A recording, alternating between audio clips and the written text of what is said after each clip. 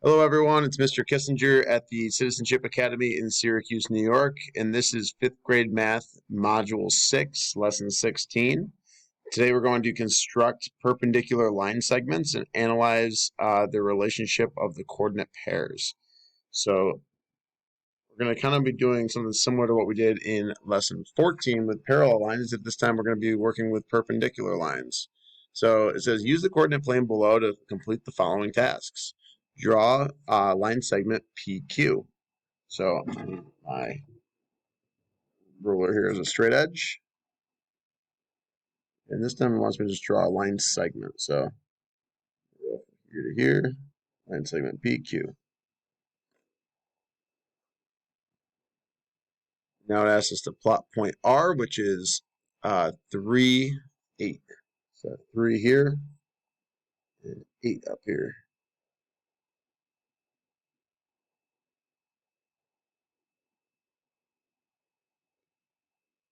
Now draw angle or draw line segment PR. So this is R right here. And I connect P and R.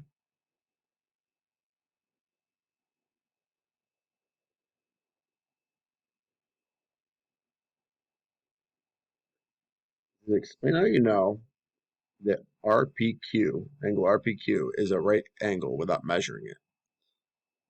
So I need to figure out how I know this is a right angle. And they're talking about this angle right in here. So again, if we look at what we do to this point here, we go over 1 and up 1, 2, 3, 4. When we move from that to point Q, we're going to go down 1 and over 1, 2, 3, 4. So we're really translating it the same way. We're moving that point relative to the y-axis the same to make point R the same way that we're moving Q relative to the x-axis. So like if this time I go over to the right and up 4, this time I'm going over 4, either down 1 and over 4 or over 4 and down 1. So I'm kind of just doing the opposite to find point Q. And if I turn this whole angle and I turned it this way toward my x-axis, you can kind of see that if I move this over 1 and I move this up 1, and this angle would be the same angle, and it would give us a nice clean corner on one of these boxes, which would give us a 90-degree angle as well, or a right angle. Letter E says compare the coordinates of points P and Q. What is the difference of the x coordinates and the y coordinates? So let's look at P and Q, the difference of the x coordinates and the y coordinates. P is 2, 4. So P is, I guess let's do P, not really equals, but like a colon here. P is 2, 4. And Q is 6, 3.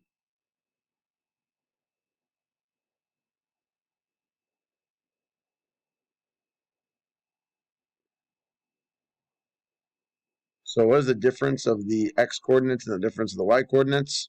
The difference between the x coordinates would be 4. 6 minus 2 is 4. And the y coordinates, 4 and 3 is 1. Compare these to the points P and R. What is the difference in the x coordinates? What's the difference in the y coordinates? So again, P is 2, 4, and R is 3, 8.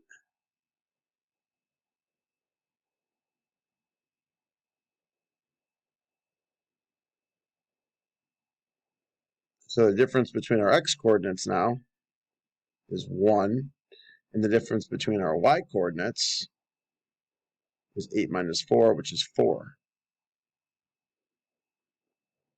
So again, we're moving along that x-axis four places to get from P to Q, and one along our y-axis. And then when we're talking about from P to R, we're moving one space in our x-axis and four in our y-axis. That's kind of what what we were just explaining about how we know that RPQ is a right angle without actually having to measure it.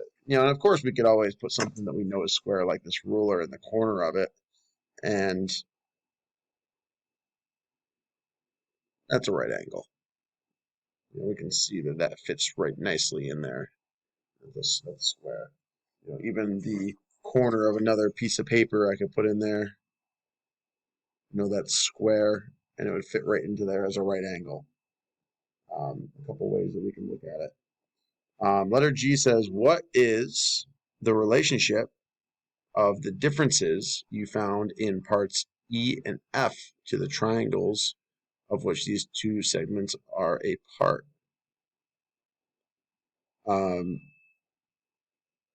So I think what they're trying to say here is, if I use this triangle, I can make this triangle right here. 1 over, 4 down, I can make a triangle there.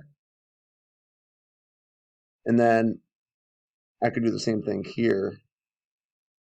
I'd be going down 1 and then over 4.